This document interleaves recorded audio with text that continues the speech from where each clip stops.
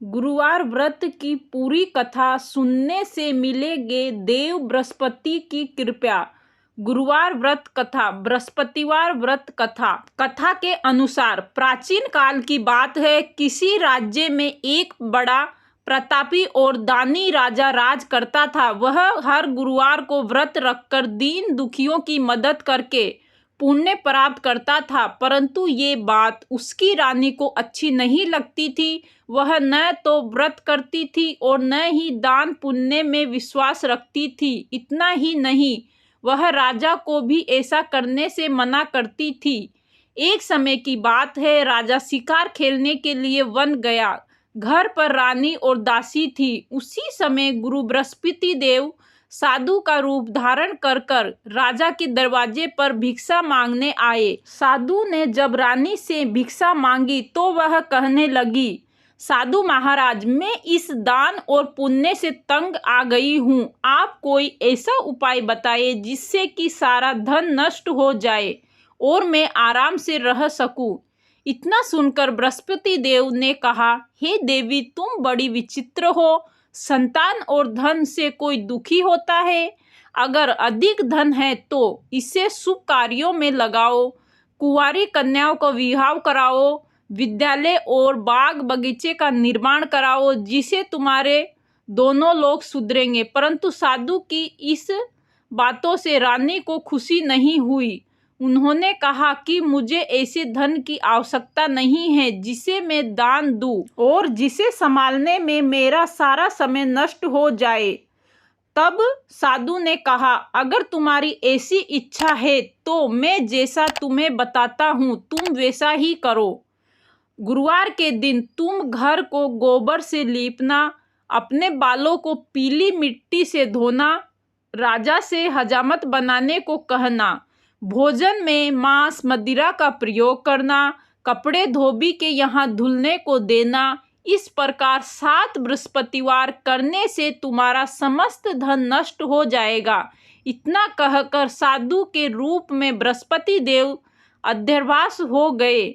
साधु ने के कहे अनुसार कई बातों को पूरा करते हुए रानी को केवल 3 बृहस्पतिवार ही बीते थे कि उसकी समस्त धन संपत्ति नष्ट हो गई।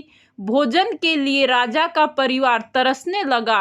तब एक दिन राजा ने रानी से बोला कि हे रानी, तुम यहीं रहो, मैं दूसरे देश में जाता हूँ, क्योंकि यहाँ पर सभी लोग मुझे जानते हैं, इसलिए मैं कोई छोटा कार्य नहीं कर सकता।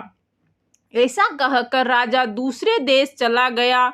वहाँ वह जंगल से लकड़ियाँ काट कर लाता और शहर में बेचता। इस तरह वह अपना जीवन व्यतीत करने लगा। इधर राजा ने के प्रदेश जाते ही रानी और दासी दुखी रहने लगी। एक बार जब रानी और दासी को 7 दिन तक बिना भोजन के रहना पड़ा तो रानी ने अपनी दासी से कहा, हे दासी, पास ही के नगर में मेरी बहन रहती है, वह बड़ी धनवान है। तुम उसके पास जाओ और कुछ ले आओ ताकि थोड़ा बहुत गुजर बसर हो सके। दासी रानी की बहन के पास गई।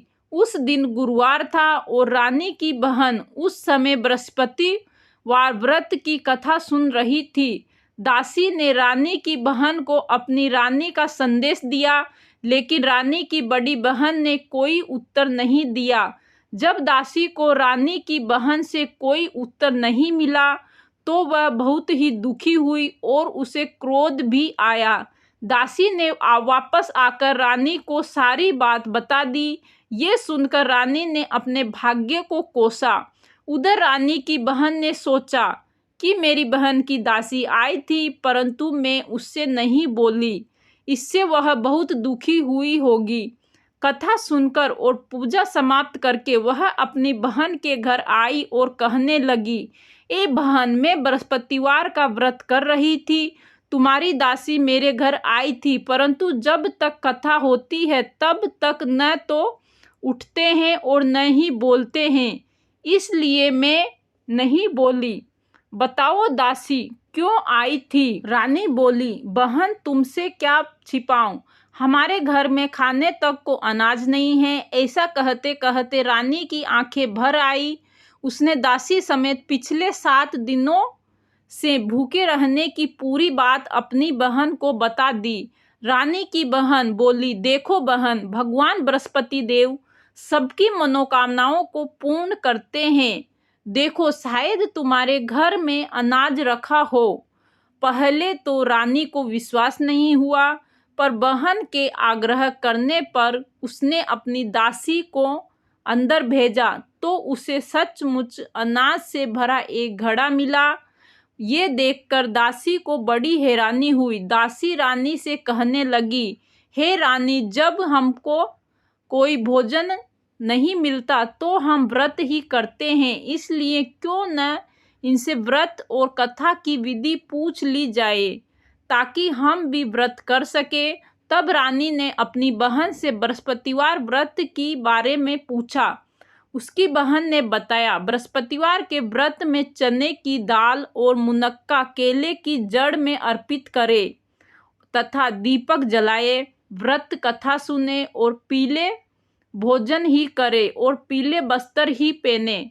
इससे बृहस्पति देव और भगवान विष्णु प्रसन्न होते हैं।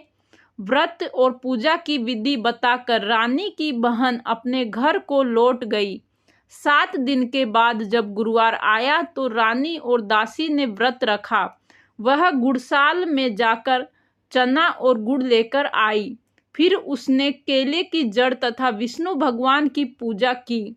अब पीला भोजन की चिंता को लेकर दोनों बहुत ही दुखी हुई, क्योंकि उन्होंने व्रत रखा था, इसलिए बृहस्पति देव उनसे प्रसन्न थे। वह एक साधारण व्यक्ति का रूप धारण कर 2 थालों में पीला भोजन दासी को दे दिया। भोजन पाकर दासी प्रसन्न हुई और फिर रानी के साथ मिलकर भोजन ग्रहण किया। इसके बाद वह सभी गुरुवार को व्रत और पूजा करने लगी।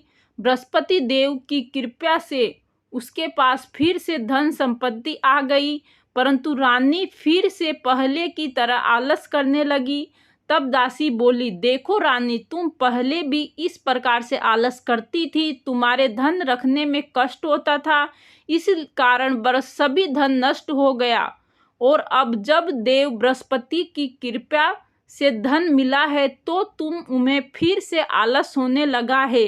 रानी को समझाते हुए दासी कहती है कि बड़ी मुश्किलों के बाद हमने ये धन पाया है, इसलिए हमें दान पुण्य करना चाहिए, भूखों को भोजन कराना चाहिए और धन को शुभ कार्यों में खर्च करना चाहिए। इससे तुम्हारे कुल का यश बढ़ेगा, स्वर्ग की प्राप्ति होगी, पितृ प्रसन्न होंगे। दासी की बात मानकर रानी अपना धन शुभ कार्यों में खर्च करने लगी। इससे पूरे नगर में उसका यश बढ़ने लगा। बृहस्पतिवार व्रत कथा के बाद श्रद्धालु के साथ आरती की जानी चाहिए। इसके बाद ही प्रसाद बांटकर उसे ग्रहण करना चाहिए। बृहस्पति देव ऐसे ही हैं, जैसी जिसके मन में कामनाएं हैं सभी को पूर्ण करते हैं। जो सद्भावना पूर्वक व्रत करता है एवं कथा सुनता है अथवा सुनाता है, दूसरों को सुनाता है, बृहस्पति देव उसकी सभी मनोकामनाएं पूर्ण करते हैं। ओम बृहस्पतियाय नमः। अगर आपको ये वीडियो अच्छा लगा है तो वीडियो को लाइक करें, शेयर करें, चैनल को सब्सक्राइब जरूर करें। ऐसी अच्छे वीडियो के लिए आपका दिन शुभ रहे।